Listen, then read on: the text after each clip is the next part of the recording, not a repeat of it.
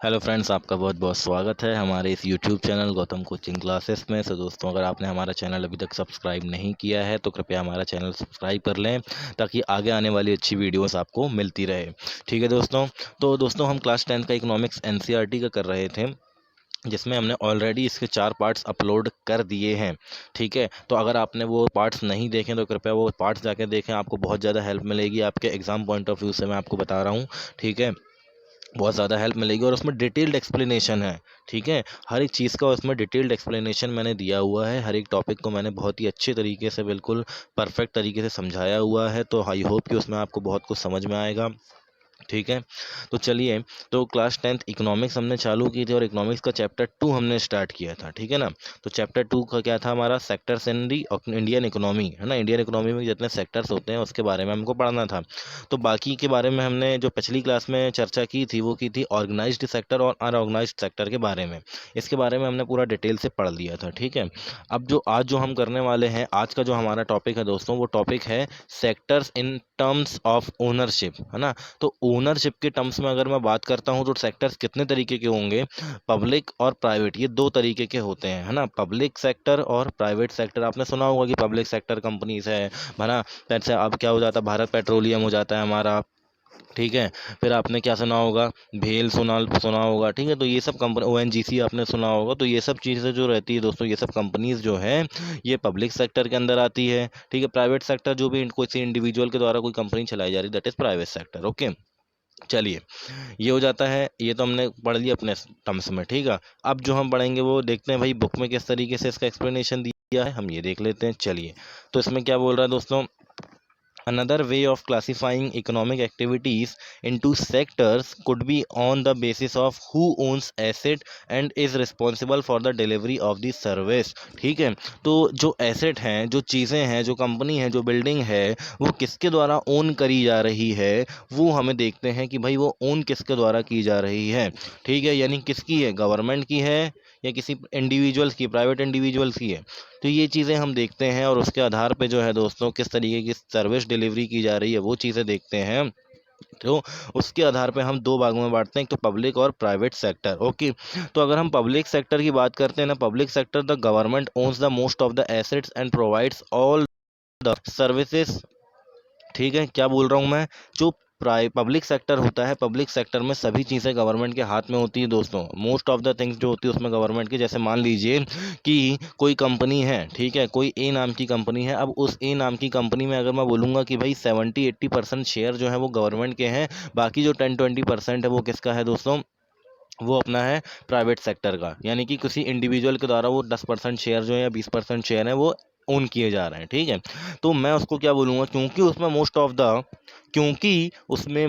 Of the share जो है वो गवर्नमेंट के पास है, यानी गवर्नमेंट के पास जो गवर्नमेंट जो है उसका मोस्ट ऑफ द ओनर एक तरीके से कहला जाएगा, क्योंकि 70 से 80% तो शेयर जो है वो गवर्नमेंट के पास है। तो उसको हम दोस्तों पब्लिक सेक्टर कहेंगे। ठीक है, ध्यान रखिएगा, रहेगा आपको। चलिए, फिर आगे क्या बोल रहा है प्राइवेट सेक्टर के बारे में? In private sector ownership of asset and delivery of services in the hand of private individuals और कंपनीज। ठीक है, क्या बोल रहा हूँ मैं कि भाई क्या होता है प्राइवेट सेक्टर? मतलब मान लीजिए मैं हूँ, है ना, तो मैंने एक बिजनेस खोला अपना, और मैंने एक बिजनेस खोल के अपनी एक क्या कर ली दोस्तों, कंपनी खड़ी कर ली। तो वो कंपनी किसके द्वारा ओन की गई जा रही है? मेरे द्वारा, क्योंकि उसको मैंने बनाया हूँ। ठीक है, उस कंपनी को खड़ा मैंने किया हूँ, तो वो मैं उस कंपनी को कौन चलाएगा? उस कंपनी को मैं चलाऊंगा। उसमें किसी और का शेयर नहीं होगा, उसमें केवल मेरा शेयर होगा। ठीक है, तो क्या होएगा? वो जो कहलाएगा वो प्राइवेट सेक्टर कहलाएगा। प्राइवेट सेक्टर जरूरी नहीं है कि किसी एक इंडिविजुअल के द्वारा चलाया जा रहा हो, बहुत सारे लोग आपस में मिलकर बिजनेस खोलते हैं, वो भी कहा जा सकता है। ठीक है, तो ऐसे जो प्राइवेट इंडिविजुअल्स के द्वारा जो सर्विसेज चलाई जाती है, सर्विसेज प्रोवाइड कराई जाती है, या कोई भी एसेट अगर उनके हाथ में होता है, तो उसको क्या बोलते हैं दोस्तों? प्राइवेट सेक्टर बोलते हैं। ठीक है, आपने सुना होगा जियो। ठीक है, जियो कंपनी प्राइवेट सेक्टर है। ठीक है, बिकॉज ये किसके द्वारा ओन की जाएगी? ये अंबानीज के थ्रू ओन की जाएगी। ठीक है, समझ में आई बात आपको? चलिए, फिर आगे देखते हैं हम। तो आगे कुछ एग्जांपल्स दिया हुआ है, जैसे रेलवे और post office is an example of private sector. सीधी सी बात है, रेलवे क्या है, प्राइवेट सेक्टर है। क्यों? क्योंकि रेलवे किसी इंडिविजुअल के थ्रू ओन नहीं की जाती, रेलवे सीधे सीधे गवर्नमेंट के थ्रू ओन की जाती है। ठीक है, गवर्नमेंट में उसके लिए एक अलग से मिनिस्ट्री बनाई गई है, मिनिस्ट्री ऑफ रेलवे। तो मिनिस्ट्री ऑफ रेलवे जो है वो उसका क्या देखती है दोस्तों, संचालन देखती है। ठीक है, उसका रेल का सब कुछ कौन देखता है, रेल मंत्रालय ही देखता है। ठीक है, तो ये क्या हो गया, पब्लिक सेक्टर का एग्जांपल हो गया। पोस्ट ऑफिस, अब पोस्ट ऑफिस थोड़ी कोई चलाता है, पोस्ट ऑफिस भी गवर्नमेंट के थ्रू ओन होता है। ठीक है ना, तो ये सब चीज़ and whereas companies like, जैसे टाटा आयरन हो गई, स्टील कंपनी है ना, टिस्को। ठीक है, फिर RIL है ना, रिलायंस इंडस्ट्रीज लिमिटेड, जैसे हमने अभी जियो की बात की, तो जियो भी रिलायंस का ही एक पार्ट है। ठीक है, रिलायंस जियो। तो दोस्तों क्या है कि मैं ये बोलना चाह रहा हूँ कि जो प्राइवेट कंपनियां हैं that is called the private sector, और जो गवर्नमेंट के थ्रू उनकी जा रही वो क्या है, वो अपनी पब्लिक सेक्टर, दैट्स ऑल। ठीक है, आपको केवल इतनी बात समझनी है ना, कोई अपना भारी वो नहीं है ये। ठीक है, चलिए फिर देखते हैं, activities in the private sectors are guided by the motive to earn profit. अब क्या होता है दोस्तों, देखिए मैं हूँ, ठीक है, पर्टिकुलर अगर मैं एक बंदा हूँ और मैं क्या कर रहा हूँ, मैं अपनी खुद की कंपनी खोल रहा हूँ। ठीक है, तो मैं अगर अपनी कंपनी खोल रहा हूँ, उसमें कुछ ए नाम का प्रोडक्ट बना रहा हूँ और ए नाम का प्रोडक्ट बना रहा हूँ, तो मैं ज़रूरी तो नहीं है कि वो इस मोटिव से बेचूंगा कि मुझे समाज का कल्याण ही करना है। ऐसा तो नहीं होगा नहीं कि मुझे घाटा होते जाए तब भी मैं सहते जाऊँ। मैं क्या करूँगा, मैंने अगर कंपनी खोली है तो मैंने पैसे कमाने के इरादे से खोली है, मुझे क्या चाहिए, प्रॉफिट। तो अक्सर अगर हम देखें तो प्राइवेट सेक्टर में कोई भी एक्टिविटी अगर हो रही है तो वो प्रॉफिट कमाने के ज़रिए से होती है। उसका मेन कल्याण समाजवादी नहीं होता, यानी समाज का कल्याण से उनको कोई मतलब नहीं है, उनको लोगों से कोई मतलब नहीं है। ठीक है, उनको मतलब है कि हमें प्रॉफिट किस तरीके से अर्न करना है, ये प्राइवेट सेक्टर में ध्यान दिया जाता है। ठीक है दोस्तों, चलिए फिर यहाँ देखते हैं, अगर हम to get such services we have to pay money to these individuals and companies. ठीक है, तो कोई भी चीज़ है जैसे प्राइवेट सर्विस हमको चाहिए, है ना। अब इसके लिए क्या यूज़ कर सकते हैं, जैसे मान लीजिए कि आपको मोबाइल ख़रीदना है। ठीक है, आपको मोबाइल ख़रीदना है, तो अगर आपको मोबाइल ख़रीदना है दोस्तों, तो आप मोबाइल वाली जो कंपनी है वो आपको बना के देगी और वो फिर रिटेलर को देगी, रिटेलर से आप जाके लेंगे। ठीक है, तो आपको इसके लिए क्या करना पड़ेगा, पे करना पड़ेगा। ठीक है, क्या बोल रहा हूँ मैं, आपको इन कंपनियों को पैसा देना पड़ेगा अगर आपको उनकी सर्विसेज का यूज़ करना है तो।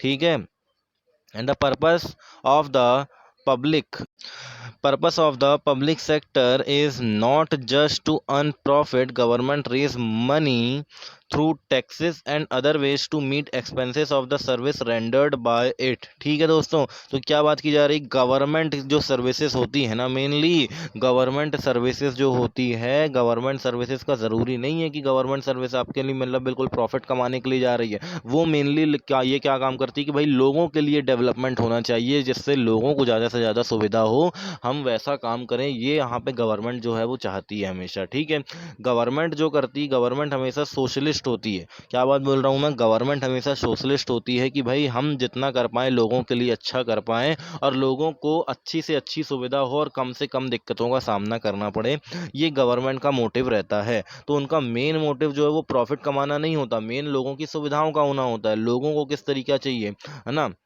तो मेन लोगों की प्रॉब्लम से यहाँ पे रिलेटेड होता है, इनको प्रॉफिट अर्न करने में ज़्यादा इंटरेस्ट नहीं होता गवर्नमेंट को। अगर उसको प्रॉफिट कमाना है या उनको अगर रिटर्न में पैसे चाहिए तो दोस्तों वो रिटर्न ले भी सकते हैं बाय द टैक्सेस, है ना, क्योंकि टैक्स बढ़ा देंगे। ठीक है, बाकी जो अदर एक्सपेंसेस हैं, ठीक है, सर्विसेज से रिलेटेड, वो बाकी चीज़ों से वो पैसा निकाल लेते हैं, लेकिन वो जो गवर्नमेंट सर्विसेज देते हैं तो गवर्नमेंट सर्विसेज के थ्रू वो कभी भी ये नहीं सोचते कि हमें इस क्या करना है दोस्तों, प्रॉफिट ही कमाना है। ठीक है, समझ में आई आपको, ये पब्लिक सेक्टर का हो गया। फिर आगे देखते हैं, तो government raise money through taxes, ये तो हो गया हमारा। ठीक है, चलिए फिर देखते हैं modern day governments spend on a whole range of activities. What are these activities, what do government spend on such activities, है ना। तो ये बोल रहे हैं गवर्नमेंट, अब अगर हम मॉडर्न डे में देखें, आज के ज़माने में देखें, तो गवर्नमेंट बहुत सारी चीज़ों में क्या कर रही है, बहुत सारी एक्टिविटीज़ में पैसा खर्च कर रही है, लेकिन कौन कौन सी एक्टिविटीज़ में कर रही है वो अगर अभी हम देखते हैं। There are several things needed by the society as a whole, but which the private sector will not provide at a reasonable cost. क्या बोल रहा हूँ मैं ये बोल रहा हूँ कि गवर्नमेंट जो है उन एक्टिविटीज़ पे ध्यान दे रही है, जो कि इन एक्टिविटीज़ पे ध्यान दे रही है, उन चीज़ों पे ध्यान दे रही है जो चीज़ें किसी भी पर्सन को रीजनेबल कॉस्ट। अब ये रीजनेबल कॉस्ट क्या होती है भाई? रीजनेबल कॉस्ट वो कॉस्ट होती है जिससे आप अफोर्ड कर सकें, यानी कि जिससे जो है वो अपना गरीब से गरीब मध्यम वर्ग जो होता, गरीब से गरीब वर्ग होता है, मध्यम वर्ग जो होता है, वो भी उसको क्या कर सके दोस्तों? अफोर्ड कर सके। यानी कि एक न्याय संगत उसका मूल्य होना चाहिए। न्याय संगत का मतलब जो रीजनेबल हो, ठीक है, वो कॉस्ट आपकी होनी चाहिए। तो मेनली जो है वो प्राइवेट सेक्टर, अब आप ध्यान से देखेंगे, अगर मैं प्राइवेट सेक्टर की बात करता हूँ तो दोस्तों गवर्नमेंट हॉस्पिटल में अगर आप जाते हैं, ठीक है, मैं ध्यान से सुनना आप मेरी बात, अगर गवर्नमेंट हॉस्पिटल में आप जाते हैं तो गवर्नमेंट हॉस्पिटल की फ़ीस जो है वो आपको कम ही लगेगी, या कुछ कुछ अस्पतालों में तो लगती ही नहीं है, ठीक है। लेकिन वहीं आप प्राइवेट हॉस्पिटल चले जाओ तो आपके बहुत सारे पैसे खर्च हो जाएंगे, ठीक है। तो मेनली मैं वही बात कर रहा हूँ। लेकिन अगर आप देखेंगे कि गवर्नमेंट जो हॉस्पिटल्स होते हैं उनमें भी चीज़ें काफ़ी बहुत अच्छी होती है, ठीक है, जो आपको प्राइवेट में भी मिलती है, लेकिन आपसे कॉस्ट जो है वो प्राइवेट में ज़्यादा लिया जाता है और गवर्नमेंट में कम लिया जाता है। तो गवर्नमेंट जो है, मेन चीज़ पब्लिक सेक्टर जो है वो इसी चीज़ पे फोकस करता है कि लोगों को जो है, जो प्राइवेट सेक्टर उस कॉस्ट में, प्राइवेट सेक्टर जिस कॉस्ट में आपको वो चीज़ें प्रोवाइड नहीं करा पा रहा है, वो उस कॉस्ट में गवर्नमेंट जो है वो आपको प्रोवाइड करा पाए। क्या बोल रहा हूँ मैं?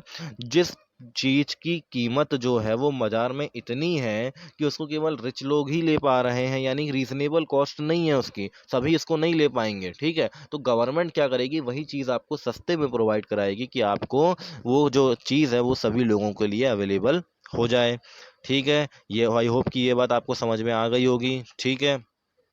And why some of this need spending large sums of money which is beyond the capacity of the private sector. Also collecting money from the thousands of the people who use these facilities is not easy, है ना। तो देखिए क्या बोल रहा है भाई, क्यों करती है सरकार ऐसा? इसमें तो बहुत सारे पैसे खर्च हो जाते हैं, ठीक है, और इतने पैसे खर्च हो जाएंगे जितना प्राइवेट सेक्टर खुद अफोर्ड कर नहीं पाएगा, है ना। तो दोस्तों क्या है कि गवर्नमेंट के पास तो हम जानते हैं कि भाई पैसा तो होता है गवर्नमेंट के पास, लेकिन गवर्नमेंट का मेन मोटिव क्या है कि लोगों की सुविधाएं करना। क्या? लोगों की सुविधाएं करना। तो यहाँ क्या है भाई, ये बोल रहे हैं कि collecting money from thousands of people who use this facility is not easy. तो जो जो फैसिलिटी गवर्नमेंट प्रोवाइड की कर रही है, उस फैसिलिटी को यूज करने वाले हजारों लोगों से पैसा लेना इतना ईजी वापस नहीं होता है, ठीक है।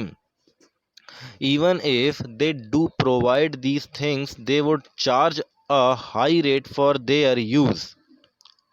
And examples are construction of roads, bridges, railways, harbors, generating electricity, providing irrigation through dams. Thus government have to undertake such heavy spending and ensure that these facilities are available to everyone. तो ये सब चीज़ें जो मैंने आपको बताया, railways, bridges, roads वगैरह बनाना, तो ये सब चीज़ें जो है ये सभी के लिए अच्छी अवेलेबल होनी चाहिए। ये जो है वो मेन चीज़ गवर्नमेंट का जो है दोस्तों वो मोटिव रहता है, ठीक है। ये बात आपको ध्यान में रखनी है, ठीक है। चलिए फिर देखते हैं हम। There are some activities which the government has to support, है ना। कुछ एक्टिविटी ऐसी भी होती है जिसको गवर्नमेंट को सपोर्ट करना भी ज़रूरी होता है, okay. And the private sector में नॉट कंटिन्यू देयर प्रोडक्शन और businesses unless government encourages it, ठीक है। तो क्या है भाई, मान लीजिए प्राइवेट सेक्टर जो है वो आज हमारे यहाँ काम कर रहे हैं, ठीक है। अब मान लीजिए कि शाओमी कंपनी है, ठीक है, जो रेडमी के मोबाइल बनाती है। शाओमी कंपनी जो है दोस्तों, अब वो इंडिया के अंदर आती है, ठीक है। इंडिया के अंदर आती है और इंडिया के अंदर वो बोलती है कि भाई हमको तो क्या करना है, हमको यहाँ पे व्यापार करना है, हमको बिजनेस करना है, हमको क्या करिए आप, हमसे जो है वो टैक्स कम से कम लीजिए ताकि हम यहाँ पे अपना अच्छा प्रोडक्शन कर सकें। लेकिन वहीं अगर गवर्नमेंट बोल दे कि नहीं भाई आपको टैक्स तो हमारे मुताबिक ही देना पड़ेगा जितना आपको देना है, तो इसमें क्या होगा दोस्तों, अगर गवर्नमेंट का टैक्स जो है और उनका जो रेवेन्यू मिल रहा है, कंपनी का जो रेवेन्यू है, और जो सॉरी कंपनी का जो प्रॉफिट है और गवर्नमेंट का जो टैक्स है, यहाँ पे गवर्नमेंट जो टैक्स लगा रही है उस कंपनी के ऊपर, अगर उनको ऐसा लगता है कंपनी वालों को कि ये हमारे लिए प्रॉफिट का सौदा नहीं हो सकता यहाँ पे, क्योंकि गवर्नमेंट हमसे बहुत ज़्यादा टैक्स ले रही है, ठीक है, तो वो क्या करेंगे, यहाँ कंपनी डालेंगे ही नहीं, ठीक है। तो ये सब चीज़ें तो अगर वहाँ पे डालेंगे नहीं कंपनी, तो यहाँ पे मोबाइल उतने ज़्यादा मात्रा में शाओमी के प्रोडक्शन नहीं हो पाएंगे, मतलब अच्छी अच्छी कंपनीज जो है ना दोस्तों, वो हमारे यहाँ नहीं आ पाएगी अगर हम गवर्नमेंट क्या करे, सपोर्ट ही ना करे उसको, ठीक है। तो गवर्नमेंट का भी सपोर्ट करना बहुत ज़रूरी है। जब तक गवर्नमेंट इनकरेज नहीं करेगी, तब तक प्राइवेट सेक्टर भी अपना बिजनेस ढंग से कंटिन्यू नहीं कर सकते, ठीक है। For example, selling electricity at the cost of generation may push up the cost of production of goods in many industries, okay, and many units, especially small scale units, might have to shut down, ठीक है। सीधी सी बात क्या बोल रहा है, example के लिए अगर हम ले लें कि आप इलेक्ट्रिसिटी दे रहे हैं, ठीक है, इलेक्ट्रिसिटी किस बेसिस पे दे रहे हैं, जैसे कोई कंपनी है मान लेते हैं, ठीक है। अब वो कंपनी क्या कर रही है दोस्तों, इलेक्ट्रिसिटी जनरेट कर रही है, ठीक है। अब आप क्या करेंगे, अब आप लोगों को उसी उसमें देंगे, मान लेते हैं मैं क्या बोल रहा हूँ कि आप उसी मूल्य पर इलेक्ट्रिसिटी लोगों को प्रोवाइड करा रहे हैं जिसमें कि वो बन रही है, ठीक है, समझ में आ रही बात। तो और अगर अपन बात करें तो जैसे कॉस्ट है ना, cost of production of goods in many industries, ठीक है। तो यही चीज़ें हो रही है, ये बोल रहे हैं कि भाई जितने में आप बना रहे हो उतने ही में बेच रहे हो, तो फ़ायदा तो होगा नहीं यहाँ कंपनीज को, ठीक है ना। तो वो फिर कैसे होगी, तो इसी चक्कर में क्या होता है दोस्तों, कई कंपनियां बंद हो जाती है जो स्मॉल स्केल यूनिट्स होती है वो, okay. And government here steps in by producing and supplying electricity at rate which these industries can afford, ठीक है। तो जो जिस रेट पे इलेक्ट्रिसिटी किस रेट पे बेचना चाहिए जिसमें ये इंडस्ट्रीज भी उसको अफोर्ड कर पाए और इंडस्ट्रीज का भी कुछ फ़ायदा हो, ठीक है। Government has to bear part of the cost, तो गवर्नमेंट को इसकी जो कॉस्ट आ रही है उसका जो बचा हुआ हिस्सा, जैसे कॉस्ट ऑफ प्रोडक्शन हो गया, ठीक है, और कॉस्ट ऑफ सेलिंग, तो उसके बीच में जो अंतर होगा वो गवर्नमेंट को बियर करना पड़ेगा, ठीक है। चलिए आगे क्या बोल रहा है, similarly the government in India बाइस wheat and rice from farmers at a fair price, thus it stores in its godown and sell at a lower price to consumers through ration shops, okay. तो अगर एक इसकी बात अगर हम कर लें गवर्नमेंट की, तो गवर्नमेंट क्या करती है, भारत सरकार क्या करती है, भारत सरकार गेहूं चावल लेती है फार्मर से फेयर प्राइस, मतलब जितना एक्चुअल में होना चाहिए उतने प्राइस पे गवर्नमेंट ने ले ली, ठीक है। अब गवर्नमेंट ने अच्छे प्राइस पे ले ली जिससे बढ़िया किसान को भी फ़ायदा और सरकार का भी कोई कुछ नहीं जा रहा, लेकिन सरकार को क्या करना है ना दोस्तों, सरकार उसको गोडाउन वगैरह में सब जगह स्टोरेज करके रखेगी और उनको क्या करना है, उनको जो कंज्यूमर्स है, ठीक है, जो ये फेयर प्राइस भी अफोर्ड नहीं कर पाएंगे, वैसे लोगों के लिए, उन लोगों के लिए उन्होंने राशन की शॉप्स बना के रखी है और उस राशन शॉप्स में क्या करते हैं दोस्तों, वो जो फेयर प्राइस होता है उससे लोअर प्राइस पे लोगों को क्या बेचते हैं, अनाज बेचते हैं, ठीक है। ये गवर्नमेंट का मोटिव रहता है यहाँ पे, है ना। तो वही राशन आपको 1 रुपये किलो 2 रुपये किलो कैसे मिल जाएगा, वो गवर्नमेंट की वजह से मिल रहा है, ठीक है ना। गेहूँ गवर्नमेंट ने पहले फेयर प्राइस पे खरीदा और फिर आपको लोअर प्राइस पे वो क्या कर रही है, प्रोवाइड कर रही है, ठीक है। आपने पढ़ा ये फूड सिक्योरिटी में, ठीक है, राशन शॉप्स के बारे में, है ना, क्लास 9th में। चलिए, the government has to bear some of the cost in this way, the government supports both farmers and consumer, तो इस तरीके से दोस्तों फार्मर्स को भी वो सपोर्ट कर पाती है और कंज्यूमर्स को भी, भाई फार्मर्स को भी उनका रेट मिल गया और कंज्यूमर्स को भी जितने में वो चाहते थे उतने में उनको अनाज मिल गया, ठीक है। चलिए, and there are large number of activities which are the primarily responsibility of the government, है ना। बहुत सारी ऐसी एक्टिविटीज़ है जो कि प्राथमिकता है सरकार की, मतलब सरकार को सबसे पहले वही करना चाहिए, ठीक है। ऐसी भी कुछ एक्टिविटीज़ होती है that the government must spend on these, जिस पे गवर्नमेंट को बिल्कुल खर्च करना ही चाहिए, ठीक है, जिसको गवर्नमेंट को ध्यान देना ही चाहिए, वो चीज़ें भी होती हैं। तो दोस्तों ये क्या होती है, मेन चीज़ आ जाती है हेल्थ, ठीक है। हेल्थ सबसे ज़्यादा इंपॉर्टेंट है, बिकॉज अगर किसी आदमी की हेल्थ अच्छी है, किसी पर्सन की हेल्थ अच्छी है ना, तो वो बाकी काम सारे अच्छे कर सकता है। लेकिन अगर वो बाकी काम सारे अच्छे कर भी सकता, लेकिन अगर उसकी हेल्थ अच्छी नहीं है तो वो नहीं कर पाएगा। तो मेनली अपन को हेल्थ पे ज़्यादा ध्यान देना है। एजुकेशन, ठीक है। अब बंदा सब अच्छा है, बढ़िया।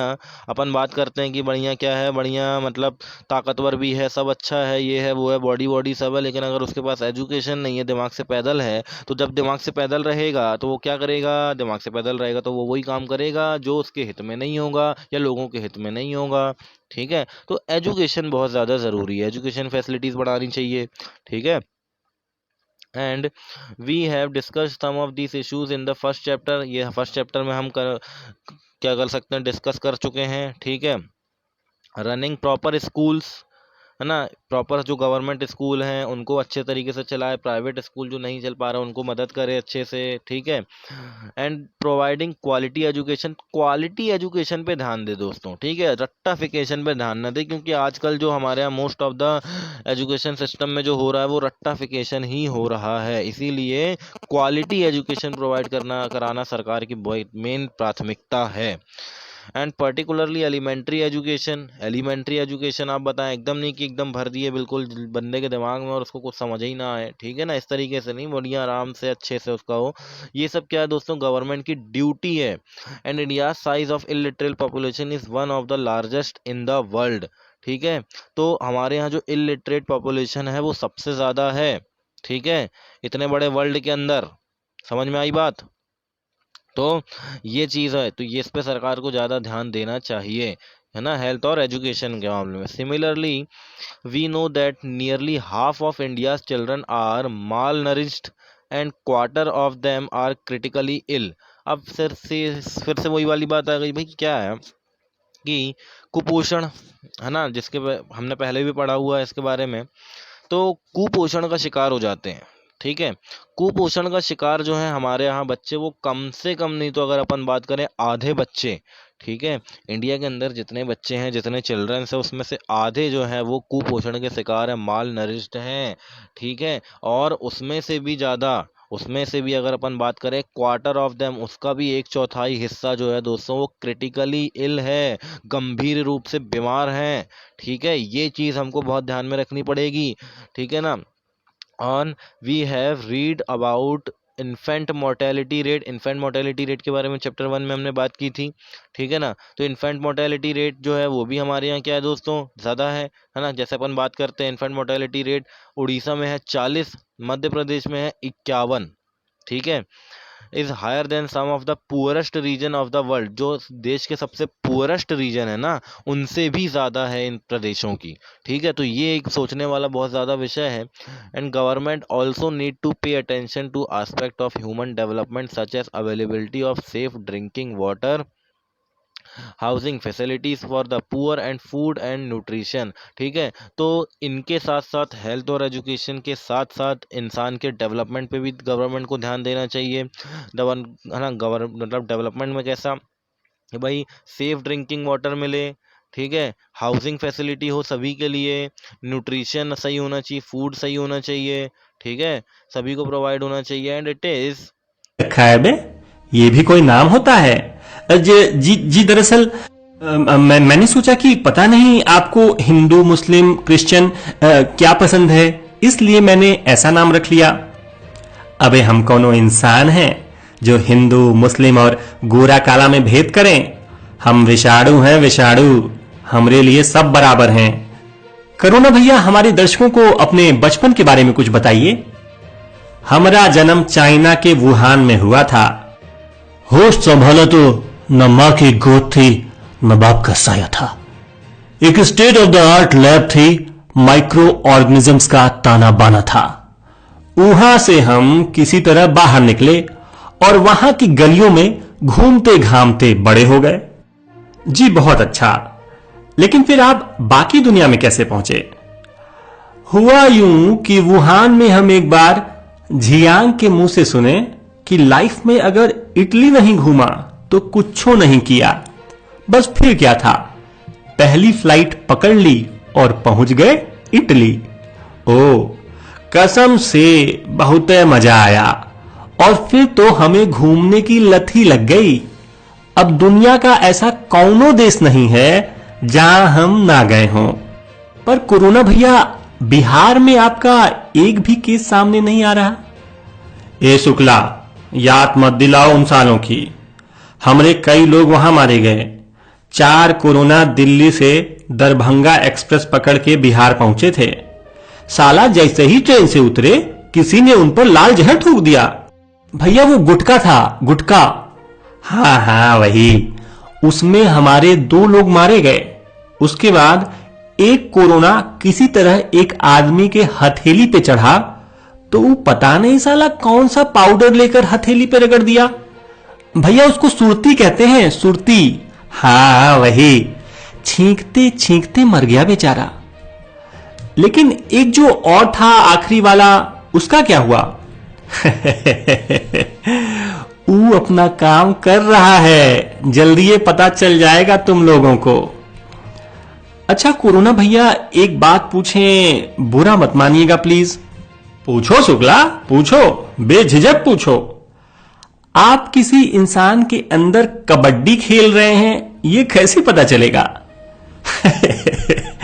बहुत मुश्किल है, हम बहुत चालू चीज है भैया।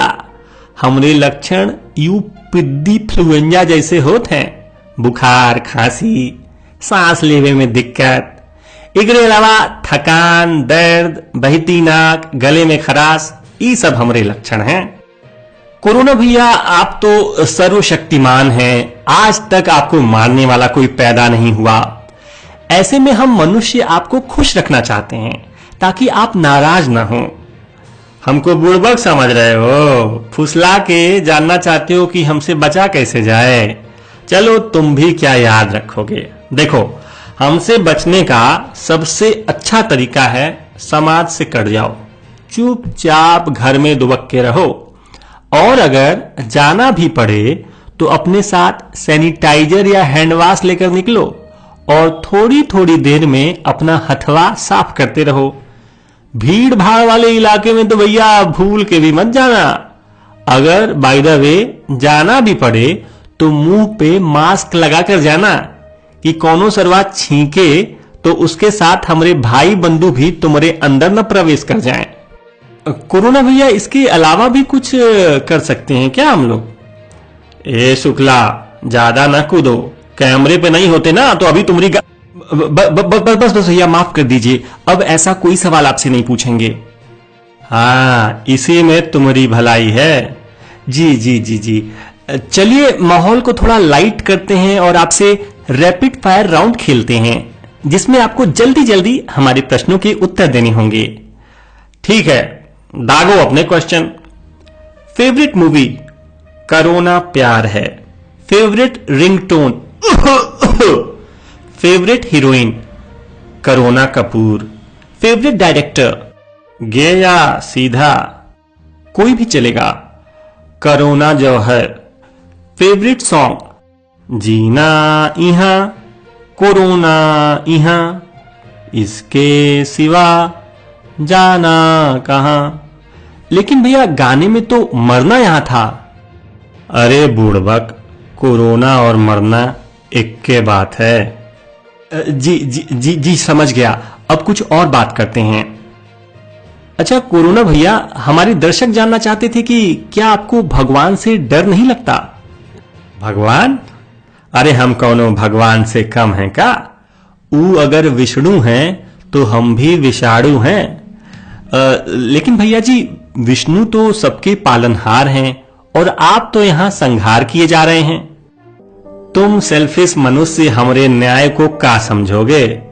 तुम लोग पृथ्वी को नरक बना दिए थे, हर तरफ प्रदूषण। तुम लोगों के कारण समंदर नाला बन रहा था, हवा जहरीली हो रही थी, कितने जीव जंतु तुम्हारे कारण विलुप्त हो गए। कुछ आइडिया है तुमको? अगर हम ना होते तो तुम लोग इस पृथ्वी को डस्टबिन बना दिए होते। हमारी वजह से आज वेनिस की नहरों में डॉल्फिन घूम रही हैं। हमारी वजह से आज हवा में ताजगी लौटी है। जिन जगहों पर परिंदा भी पर नहीं मार सकता था, आज वहां खाली परिंदा ही पर मार रहा है।